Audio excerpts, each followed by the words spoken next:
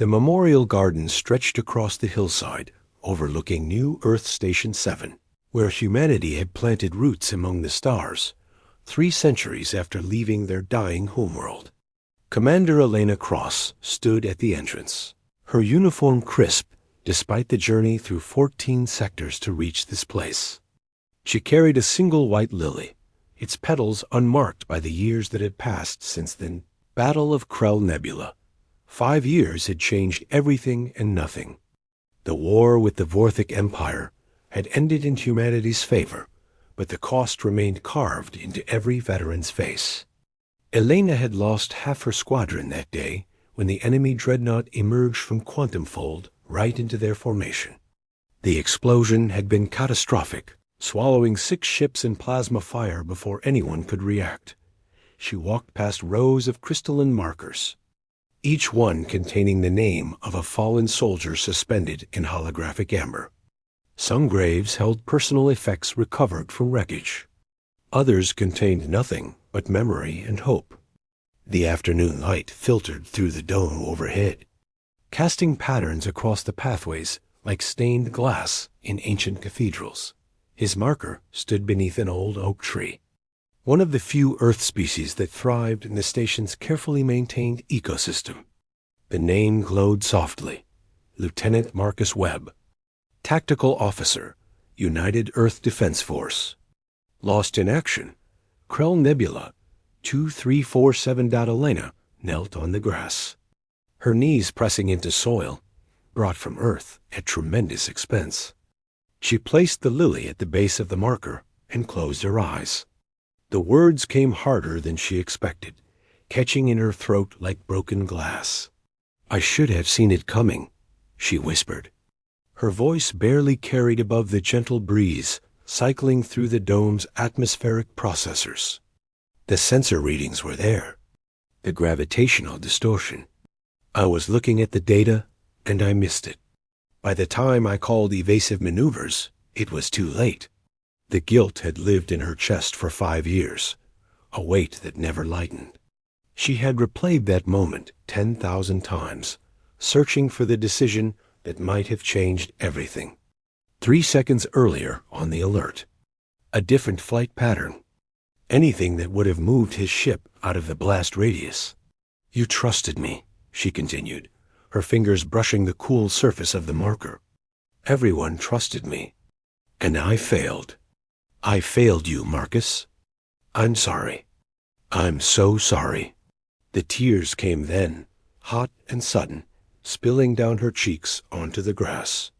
She had held them back for years, maintaining the professional facade that command required. But here, alone among the dead, she let them fall. "I got the promotion you should have had," she said. "They gave me medals, called me a hero for saving what remained of the squadron. But all I can think about is that I didn't save you. I couldn't protect the people who mattered most." The wind picked up slightly, rustling the leaves overhead. Elena didn't hear the footsteps approaching on the path behind her. "They never found your body," she whispered. "Just debris, fragments. The official report said complete molecular dispersal from the plasma core breach.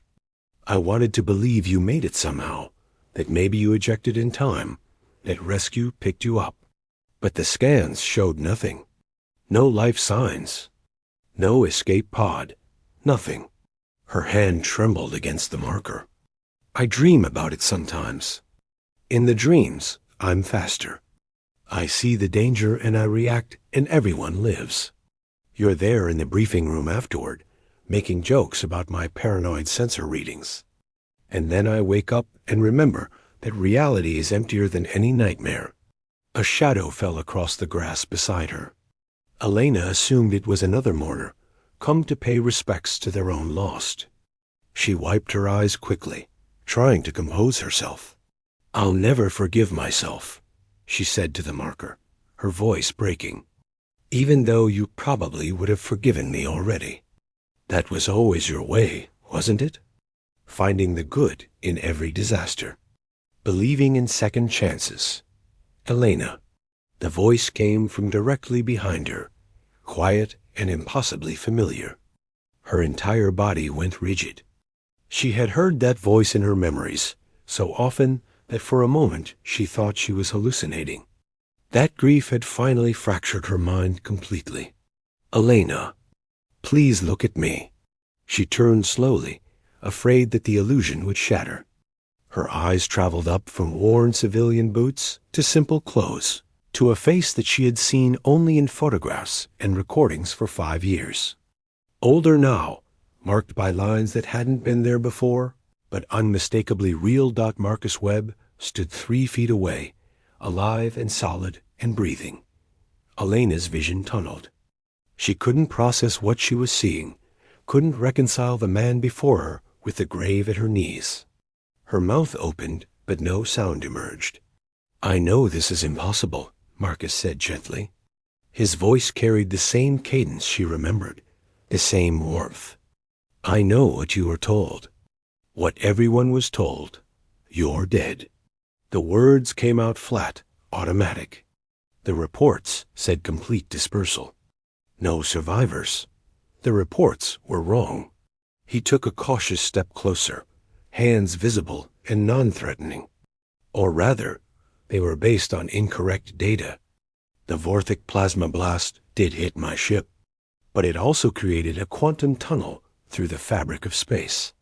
Instead of destroying me, it transported me. Elena's tactical mind started working again, grasping for logic in the impossible. Transported where? 60 light years away, to an uninhabited system on the far side of Vorthic space. Marcus gestured as if indicating vast distance. My ship was damaged but functional. Life support held. But my communications array was completely destroyed in the blast. I had no way to contact anyone. 60 light years? Elena stood on shaking legs. That would take years to travel back, even at maximum fold. 3 years and 7 months, Marcus confirmed. I had enough supplies to survive if I rationed carefully. The ship's manufacturing bay could produce more, and I had a course plotted home. So I traveled. Elena's hand moved unconsciously toward her sidearm, a reflexive gesture born from years of combat. How do I know you're real? The Vorthic had infiltrators, shapeshifters, technology we never fully understood. You don't, Marcus said simply. Not yet, but I can tell you things only I would know. Like how you hate synthetic coffee, but pretend to like it because your crew works hard to make it taste right. Or how you have a scar on your left shoulder from falling off your bicycle when you were 9. Or how the last thing I said to you before the battle was that your new haircut made you look like a commanding officer instead of a hotshot pilot. The details crashed over her like waves. Things she had never told anyone. Things that existed only in the private spaces between them. I spent 3 years getting home, Marcus continued quietly, and another 1.5 years navigating bureaucracy. Military intelligence detained me for months, verifying my identity through every test they could devise. DNA analysis, memory probes, psychological evaluation. They cleared me 4 months ago, but the paperwork took time. I've been trying to find you since then. Elena's vision blurred again, but this time from a different emotion entirely. You came looking for me. Of course I did. Something in his expression softened. I heard about your promotion, about the commendations. Everyone in the service knows your name now. I don't deserve them. The words came out harsh, defensive. I failed that day. I failed you. No. Marcus stepped closer, closing the distance between them. You saved everyone who could be saved. The sensor data was corrupted by Vorthic jamming. I reviewed it during my debriefing. No one could have predicted that attack. Not even me, and I was running tactical. But if I had been faster, then maybe you would have died too, Marcus said firmly. Or maybe nothing would have changed. We can't know. What I do know is that you kept fighting. You brought the rest of the squadron home. You helped win the war. That matters. Elena looked at him, really looked at him, seeing the years of isolation written in the lines around his eyes. 3 years alone in the void, traveling toward a home that might not exist anymore, holding on to hope through the endless dark. "I thought I lost you," she whispered. "You did. For a while." Marcus smiled slightly, and it was the same expression she remembered from 1,000 briefings and shared meals. "But I came back. I'll always come back if I can."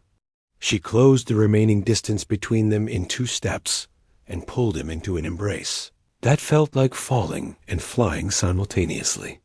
He was solid and warm and real, his heart beating against her cheek in a steady rhythm that proved this wasn't another dream. "I'm sorry," she said into his shoulder, the tears flowing freely now. "I'm so sorry for everything you went through. Don't be." His arms tightened around her. "I survived. And I'd travel 3 years through the void again if it meant coming home to this." They stood together beneath the oak tree, beside the memorial that would need to be updated, under the artificial sky of a station built by human hands among the stars. The war was over. The lost had returned. And somewhere in the space between grief and joy, Elena felt something she hadn't experienced in 5 years. Hope.